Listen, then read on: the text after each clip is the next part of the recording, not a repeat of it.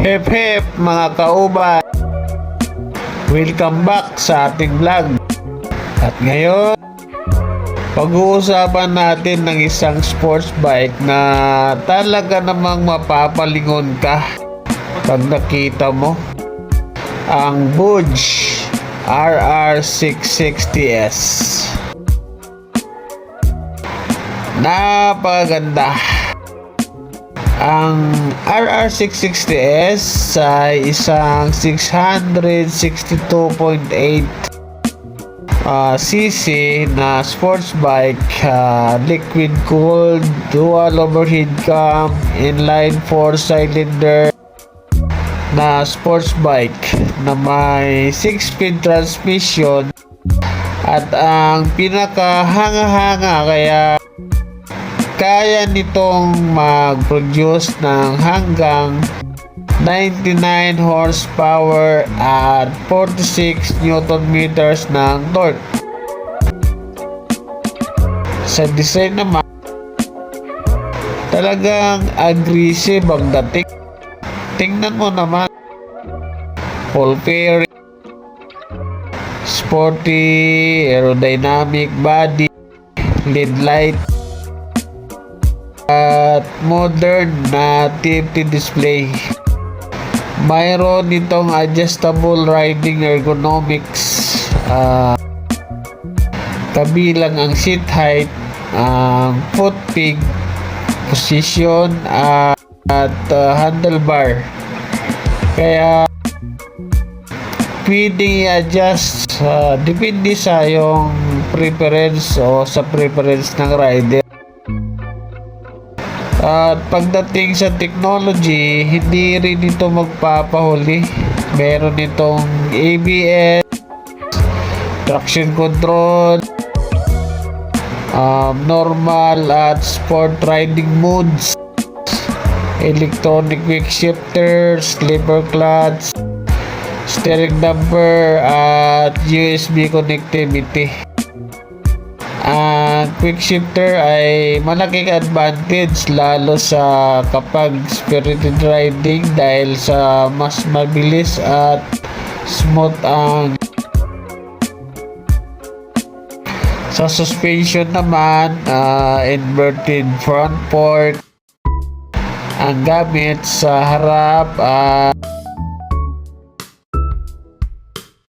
rear suspension sa likod. Sa braking naman, meron dual Brembo sa front brakes at Nissin naman sa kasama ang ABS para dagdag confidence sa safety ng rider. Meron din 15.5 liter na fuel tank din na RR660S. At ayon sa Booj, umaabot sa humigit kumulang na 235 kilometers per hour ang claim na top speed nito. Napakabilis.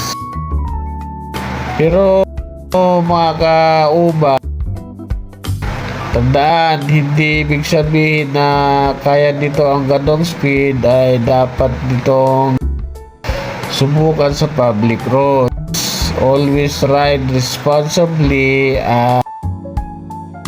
sa legal at safe na lugar lamang.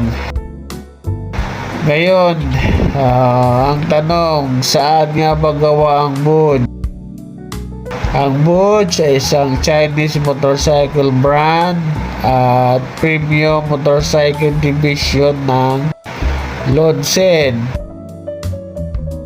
Ang Booj noong 2018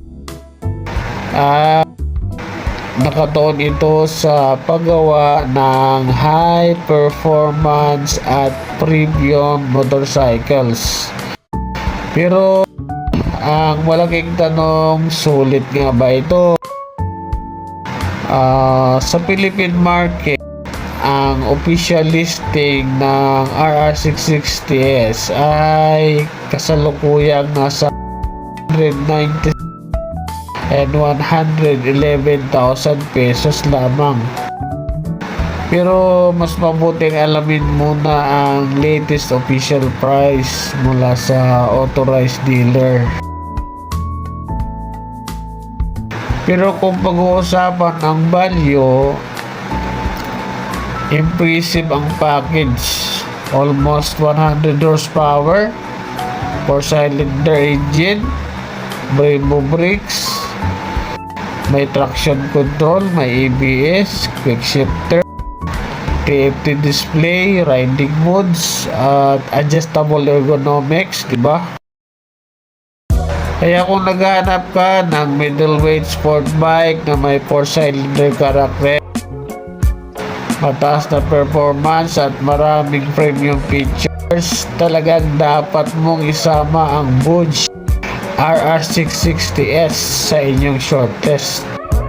Pero bago bumili, mag-test drive muna at alamin ang actual price, maintenance cost, ang availability ng spare parts at after sales service sa inyong lugar. Kung nagustuhan nyo naman ang review na to, huwag kalimutang mag-like, mag-follow at i-share nyo na rin sa mga kaibigan yung ride. At comment down below kung ikaw ang bibigyan ng chance. Ano ba pipiliin mo? Bibilihin mo ba ang Bosch RR66? Kaya ride safe. Dapat complete gear always. At tandaan, hindi kailangan maging mabilis para maging mahusay na rider.